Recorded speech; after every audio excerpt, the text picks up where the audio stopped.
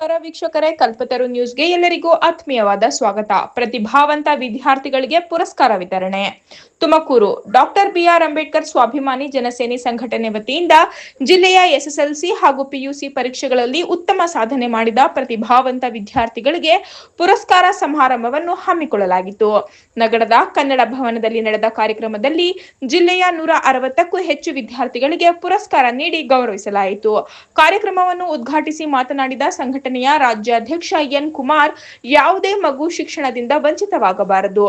ಬಡತನದ ಕಾರಣಕ್ಕೆ ಪೋಷಕರು ಮಕ್ಕಳನ್ನು ಶಿಕ್ಷಣವನ್ನು ನಿರ್ಲಕ್ಷಿಸಬಾರದು. ಶಿಕ್ಷಣದ ಮಹತ್ವವನ್ನು ಅರಿತು ಮಕ್ಕಳಿಗೆ ಉತ್ತಮ ಶಿಕ್ಷಣ ನೀಡುವತ್ತ ಗಮನ ಹರಿಸಬೇಕು ಎಂದು ಹೇಳಿದರು.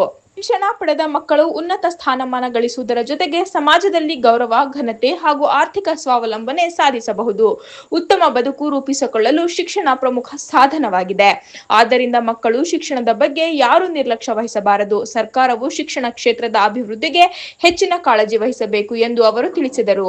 ಕಾರ್ಯಕ್ರಮದಲ್ಲಿ ರಾಜ್ಯ ಕಾರ್ಯದರ್ಶಿ ಆಶಾರಾಣಿ, ರಾಜ್ಯ ಮಹಿಳಾ ಘಟಕದ ಉಪಾಧ್ಯಕ್ಷೆ ಸುಧಾ, ಮಂಜುಳಾ, ಪ್ರಧಾನ ಕಾರ್ಯದರ್ಶಿ ವನಮಾಲಾ, ಕೆಪಿಸಿಸಿ ಸದಸ್ಯ ಸಿದ್ದಾಪುರ ರಂಗಶಾಮಯ್ಯ, ಜಿಲ್ಲಾಧ್ಯಕ್ಷೆ ಗಂಗಮ್ಮ, ಶಿರಾ ತಾಲೂಕು ಅಧ್ಯಕ್ಷ ಎಚ್ಪಿ ಲಕ್ಕಪ್ಪ, ಮಧುಗಿರಿ ತಾಲೂಕು ಅಧ್ಯಕ್ಷ ಗಂಗಾಧರ್, ನಿವೃತ್ತ ಯೋಧ ಶಿವಾನಂದ್, ದಲಿತ ಸಂಘರ್ಷ ಸಮಿತಿ ಜಿಲ್ಲಾಧ್ಯಕ್ಷ ಪಿಎನ್ ರಾಮಯ್ಯ ಸೇರಿದಂತೆ ಹಲವರು ಉಪಸ್ಥಿತರಿದ್ದರು.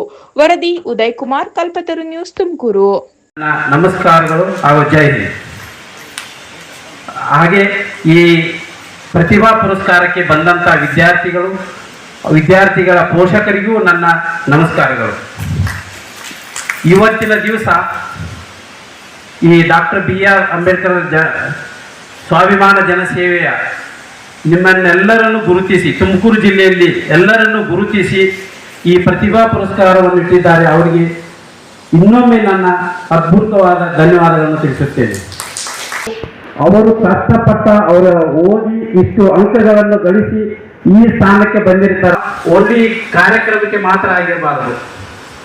ಈ ವಿದ್ಯಾರ್ಥಿಗಳಲ್ಲಿ ಈ ಸತ್ಕಾರ ಸಮಾರಂಭ ಏನ್ ಪ್ರೊಫೆಷನಲ್ ಈಗ 85ಕ್ಕಿಂತ ಹೆಚ್ಚನ್ನು ಗಳಿಸಿದಾರೆಲ್ಲ ಅಂಕ, ಇದೇ ಆಗಿನ ಭಾರತ ಸರ್ಕಾರ ಏನಪ್ಪಾ ಅಂತಂದ್ರೆ, ಇಲ್ಲ ಅವ್ರನ್ನೇ ಬಿಡಬಾರ್ದು, ಅವರನ್ನು ಹೊರಡುಳಿಸಿ ನಮ್ಮ ಜಗವನ್ನು, ನಮ್ಮ ಭೂಮಿಯನ್ನು ನಾವು ವಾಪಸ್ ಪಡ್ಕೋಬೇಕು ಅಂತ ಹೇಳಿ ಕಾರ್ಗಿಲ್ ಆಪರೇಷನ್ ಶುರು ಮಾಡ್ತಾರೆ.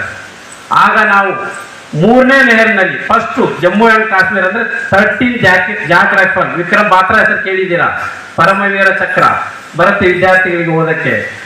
ಅವರು 13 ಜಾಕ್ ರೈಫಲ್ ಸೇವೆ ಮಾಡ್ತಾ ಇದ್ರು.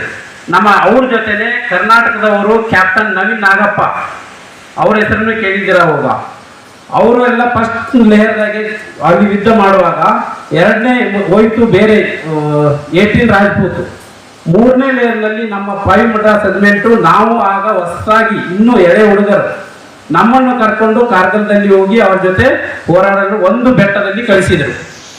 ನಮ್ಮ ಜೊತೆ ಇನ್ನೂ ನಾವು ಕೆಳಗಡೆ ಇದ್ದೀವಿ. ಅಷ್ಟರಲ್ಲಿ ಜುಲೈ 26ಕ್ಕೆ ನಮಗೆ ಹೋಗುವಾಗ ನಮ್ಮ ಮೇಲೆ ಬಾಂಬ್ಗಳು ಎಲ್ಲ ಬಂದು ಗಾಡಿಗಳ ಮೇಲೆ ಬಿದ್ದು, ಆದರೆ ಯಾರಿಗೂ ಏನೂ ಆಗಿರಲಿಲ್ಲ ನಮ್ಮ ಮಡ್ರಾಸ್ ರೆಜಿಮೆಂಟ್ ಅವರಿಗೆ. ಅಲ್ಲಿ ನಾವು ಹೋಗಿ ತಲುಪೋಕ್ಕಿಂತ ಮುಂಚೆ ಜುಲೈ 26ಕ್ಕೆ ಕಾರ್ಗಿಲ್ ನಾವು ವಾಪಸ್ ಪಡ್ಕೊಂಡಿವಿ ಅಂತ ಹೇಳಿ ಒಂದು ವಿಜಯೋತ್ಸವನ ಆಚರಿಸಿದರು.